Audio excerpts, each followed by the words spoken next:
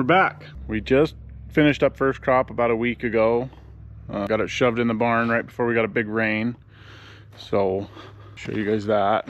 The yields are not great this year on first crop. We had a lot of late frosts. We had 3 frosts, hard freezes late in April, even the beginning of May, down to 18, and then we had a 24 and another 25-degree day. And so every time that alfalfa plant would get started, it would just freeze back down. But the hay is beautiful. Now it's got a little tumbleweed on the end of it, but you can see how leafy it is. This little bit of bleach on the outside is just from sitting in the stack. That's what it looks like inside. Nice green color, a lot of leaf packed in there. It's absolutely gorgeous hay. Nice and clean, no weeds. That little tumbleweed was just an old dry weed that blew in off somewhere. It happens. And you can see on the edges of the bale just how much leaf is in there. I don't know how well that's coming through, but see out here in the sun how green and leafy. Nice and dry, just gorgeous hay. So I just got done pulling samples on it, and that's hard to film. As you can see a little hole poked in the bale there. So I just actually made my own sampler. You can buy them. We have an older one that we bought. It's like a crank style. You twist it into the bale. You can buy this style as well. So this is just actually a golf club handle, and then you cut it off and you sharpen one end, and then I just brazed it onto a piece of pipe. Ugly braze job, but it hasn't broke yet. And then originally I had a little wood stick, but I broke it. So a little side fact about me, I used to cut meat in college, and this is just steel, a butcher's steel. And that wood stick, what would happen is you'd jam it on there and that sharp end would catch it. So what I did is I just took this steel and it fits perfect. So I just heated up the end of this tip and melted it on there. So it's kind of a little scabbard now too, protects that sharp edge, keeps you from stabbing yourself. And then it pushes your sample through. And you just hold a plastic bag on the end of this. And I'll show you what that looks like right now. So this is your sample when you're done. And the nice thing about that golf club style sampler is it only takes a 3/8 hole. The older style we had, let's see if I can find a little circle in here for you. This hay is so fine. I'll try and represent this well.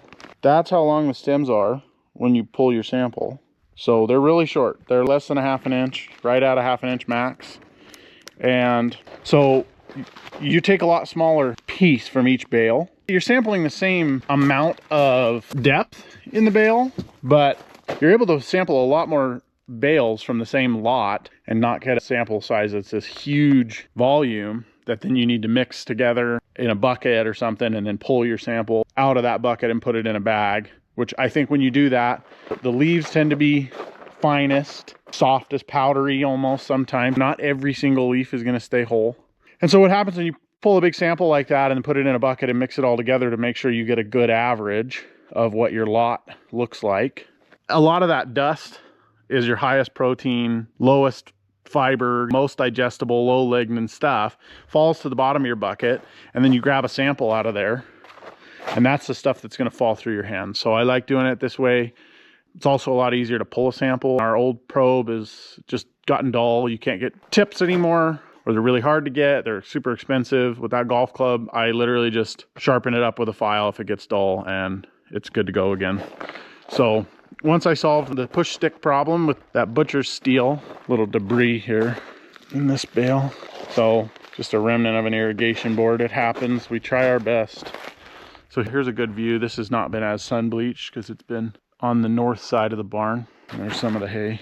So just thought I'd give a little update on the hay, the first crop, what's going on with that. We have a little tiny bit left that got showered on. We actually got about a 1/2 inch of rain right after I literally put this in the barn and then went over. I had about 25 acres of triticale, and you can look at this hay and just see how gorgeous that is. And that's just all leaf, every single bale. And went over, baled that, got started on it. It was a little green just because it had showered a little tiny bit that morning. And the sun was behind the clouds, and I tried to bale it, and it was a little too, just a bit too wet. And so I came back, I drove some equipment across town. I took our mill stack over. That's what we pick up the big bales with. And when I got back over there, the sun had come out and the wind was blowing. And so I went ahead and baled all that. And my dad came over and he started stacking bales and putting them right in the barn that we have over on that side of town. And so we got about 110 tons of triticale hay baled and put in the barn. And 30 minutes later, the rain started. And so I had about 17 acres that got cut very last and it just didn't make it. So eventually we'll get around to putting that up. It's still a little green. I haven't checked it yet today. My dad checked it yesterday. He said it was a bit tough.